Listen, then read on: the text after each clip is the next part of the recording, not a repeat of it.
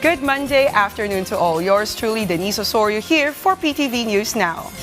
Kicking off our stories this afternoon. Internet connectivity isn't a perk or a mere entitlement, but an essential, universal right to daily survival. Even more for a nation encumbered by an archipelagic divide, online connectivity is indispensable toward the pursuit of inclusive growth.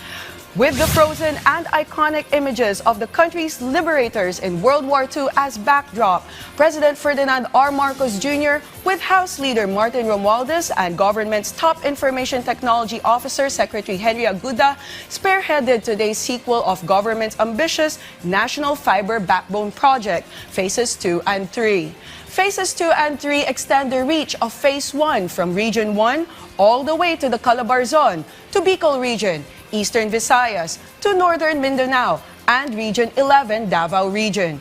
A total of 1,100 miles or 1,780 kilometers of fiber optic cables.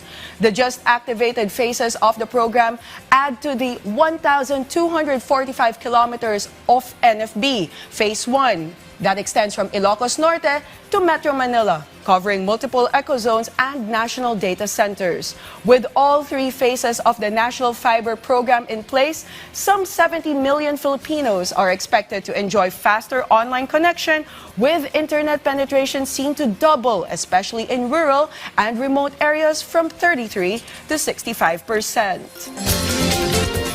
Bank secrecy rules here in the homeland are thought to be ironclad and immune to congressional amendments. Or perhaps they aren't anymore. As per his personal advocacy and in pursuit of his policy of transparency, President Ferdinand R. Marcos Jr. expressed in no uncertain terms his support for transparency and accountability in government in view of Senate President Francis Escudero's proposed legislation of waiving the seemingly immutable and impenetrable bank secrecy laws. This echoed by Palace press officer and PCO Undersecretary Claire Castro in her latest presser earlier today.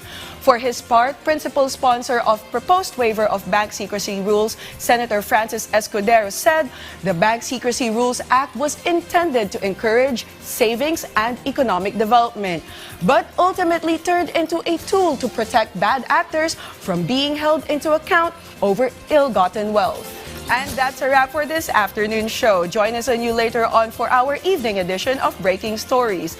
Always make your habit for stories you can count on, news you can trust. This is Denise Osorio, and thank you for watching PTV News Now.